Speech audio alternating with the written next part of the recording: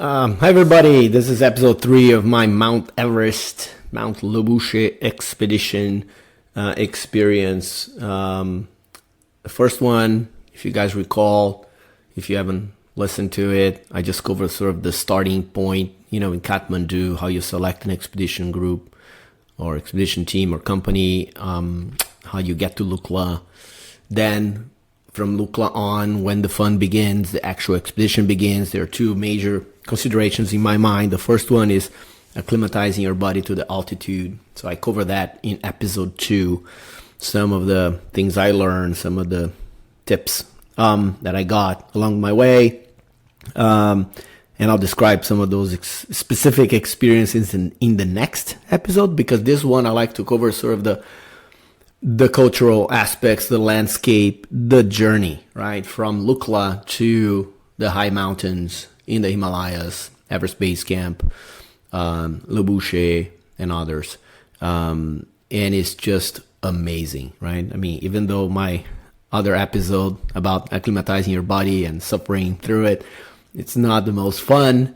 So that was almost the downside.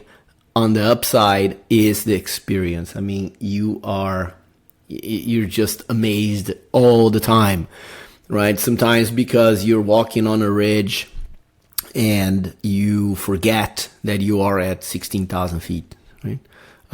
15,000 feet. For instance, in Tembuche is where if you watch any of the Everest documentaries, is typically the temple where most people go to do the puja, meaning the ceremony with the monks that they kind of bless you and ask permission for you to be in the high mountains.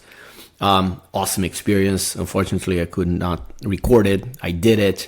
They don't allow recording inside, but my God, it was super cool. But anyway, you walking there, right, on a ridge in Tembuche, and your mind kind of forgets that you are at 15,000 feet, and all of a sudden you look down a valley because you're walking to the next town called Felice, for instance, and where we stopped, and you see a helicopter down there, which is probably at 10,000 feet, right? And helicopters, if you know anything about helicopters, some of the standard ones, they don't like to fly much higher than that. And then you look down, you see that tiny helicopter, and then you look, up, and you see, the huge mountains, and you see Amadablan, soaring up to the sky, and your mind goes crazy. It's like, wait a minute, a helicopter is down there, I'm walking here, and there's amazing. So that is one aspect of that made the experience just mind blowing. Nothing like I think you can find anywhere in the rest of our world. The second thing is the people. The people are amazing, super nice, super polite, super gentle. They're helpful. You see how much they work, right? You see a porter typically walking by you and carrying 5 times the load that you're carrying, and they're making $13 a day, working and carrying stuff up and down the mountain. And I mean 50, 70 kilos. They shouldn't be allowed to carry that, by the way, but they do, right? Because they need the money. And they do it. And sometimes, they stop and with a smile. So they have like 110 pounds, 150 pounds more sometimes in their backs, and it's just how can you do it, right? So I think, in my opinion, Nepali, they are the strongest people on earth. I can only imagine what these guys can do at sea level, right? Because when they're 15,000, 17,000 feet, they're carrying, 150 pounds in their back for hours, right? And they're wearing sandals sometimes, which is mind-blowing. One of the coolest things I've seen is one of my guide Sherpas, 24-year-old guy, his name is Nuru Sherpa. He actually saw a porter, right, a guy who's carrying this stuff, not a Sherpa. He looked, and he was wearing like this beat up sneakers and carrying, I don't know, I can't even imagine, maybe 70 pounds, no, 70 pounds, maybe 70 kilos on his back, like 150 pounds. So he stopped, and he had a spare pair of sneakers, and he kind of gave it to the porter. He didn't know the porter, right? The kid. He just said, no, take mine. You know, and again, and the Sherpa, I mean, the porter makes $13 a day. The Sherpa makes 15, right? Especially a young Sherpa. So it's not like he's making much more money. And I mean, so nice. They're very religious, most of them. I tried to learn as much as I could, you know, in terms of Buddhism, which I've been into for many years.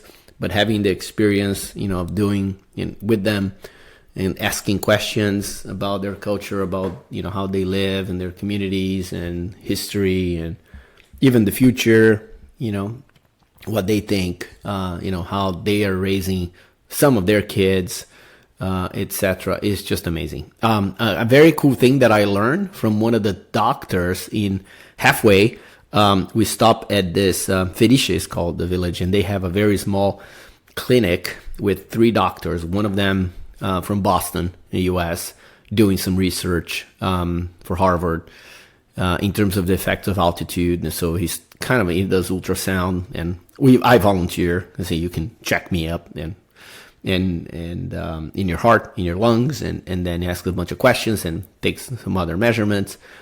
It's never been done at altitude. So, and the other one was from Brazil, and she was great, and we could speak Portuguese there. And the third doctor was from Nepal. So one thing that I learned, if you look at the pictures from the kids, they have the cheeks super red and the nose, right? And I thought some of them are like, oh my God, right? One of them, I thought that she actually fell because he was super red. I mean, looked like he was actually scratched. And it's not the case. It's because the kids have so much red blood cells because they were born and genetically are already different, and they were born in that environment. So they develop so much red blood cells that it shows off on their cheeks and the point of the nose. As they grow older, of course, right, especially with the sun, you know, the tanning that you get, and remember the UV are, you know, 20, 30 times higher than at sea level. So, you know, it goes away, but it doesn't really, right? They still have that high number of red blood cells in their blood compared to us, right? Who were born and live in, you know, close to sea level. So again, it's just super cute. They're awesome. I brought so many good memories, and I think I made some friends. Luckily, everybody's connected to the internet now. So even Nuru Sherpa, you know, is on TikTok, and he was doing this TikTok videos, which I was not very familiar up until I spent a month with Nuru. I actually downloaded TikTok on my phone. I follow one person, which is him. And I hope to keep, you know, in contact as much as I can with these guys. Again, amazing culture. You stop, as I said in the previous 2 episodes, in the tea houses. Right? The tea houses you can think of, they just don't serve tea, although they do serve tea. That's pretty much where you're going to drink while you're there. Either honey, you know, ginger honey tea, which is my preferred, or mint, right? This is 90% of the cases, that's what you're going to drink. You don't want to drink any beer past 15,000 feet. That's what I did, actually. I stopped at 15,000 feet. I had a beer. But it depends on how you're feeling, really. I was the only one.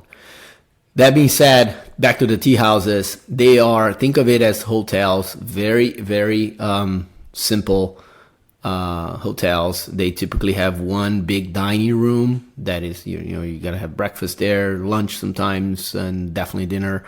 Right? Or everybody gets together, different expeditions. And then you have the rooms. It depends. You may get lucky and have a bathroom inside your room, or you get a common share bathroom either outside or sort of down the corridor, right? Outside your bedroom. The walls are very thin, so expect it to be cold. There are no heating. Again, if there are earthquakes, and we got through a couple, 4.3, 4.2, so nothing major. It's still, the whole structure shakes. We're on the second floor in when one of those earthquakes happened, and because the walls are very thin, I mean, the whole thing was shaking. It's been there for a while, and I think that's almost, I would say, by design. So, nothing happened. Well, this is great, of course, but you never know. But it's going to be cold. It's the beds are great, I think, right? It's better than sleeping on a tent any day of the week. And you can sometimes, as you get higher, I would say in this town called Felice, and higher, you will try, you're going to feel cold, right? Sometimes they will give you a blanket. Sometimes the blanket's not thick enough. So what we were doing, and here's a tip, we were sleeping inside our sleeping bags past some point, especially in Felice already, because it was just too cold. So we got our big sleeping bags. Mine was, it's rated minus 20 Fahrenheit, minus 29 Celsius.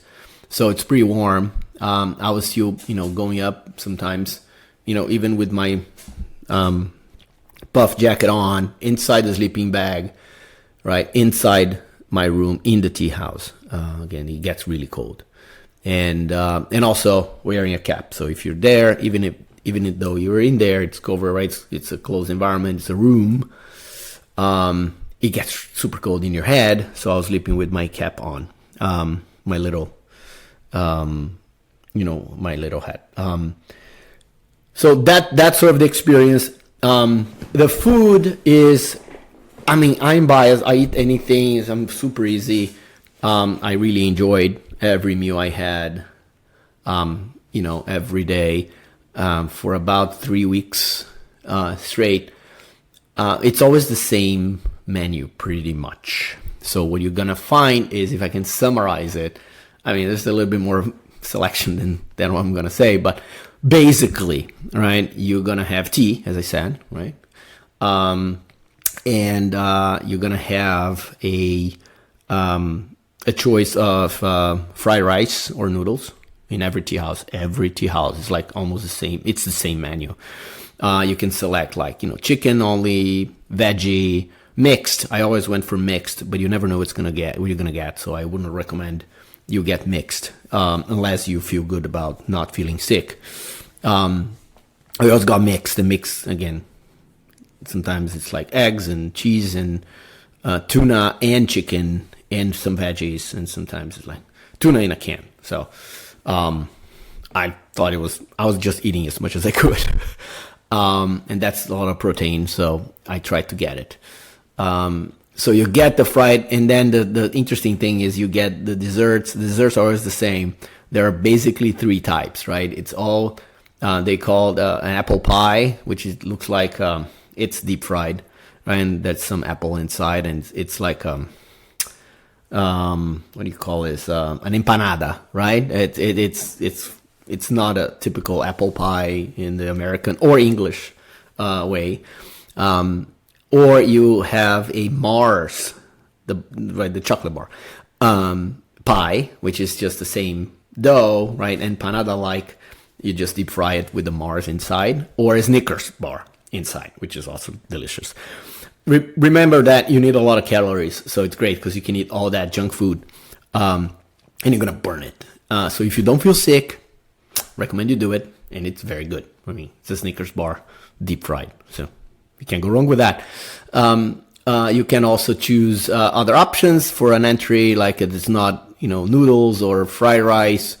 There is always an option. Sometimes it's not on the menu, but my Indian friend was always ordering dal bhat, which you can, rice, lentils, and sometimes some meat or some curry.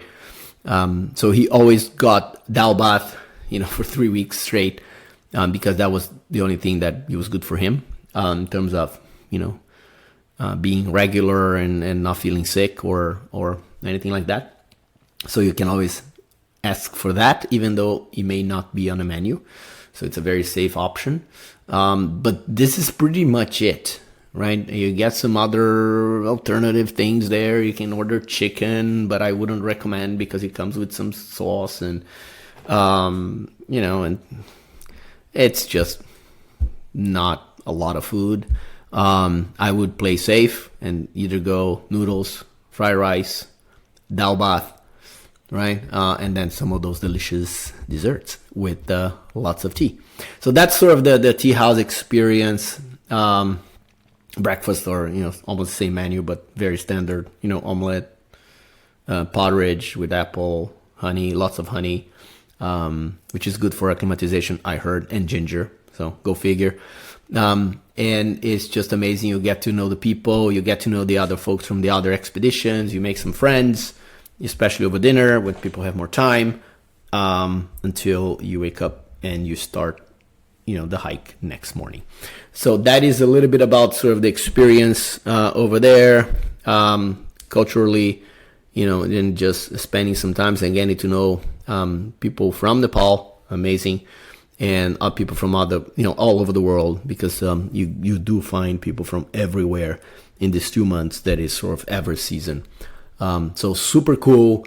Keep in mind that my previous episode was about suffering and acclimatizing your body and not feeling well pretty much any day. That being said, right, the opposite side is this great experience. I would do it again, just for spending time there and looking up and looking down and feeling like you're not on Earth. Just amazing. So till the next episode, then we're going to get closer to the Lobuche climb and Everest Base Camp.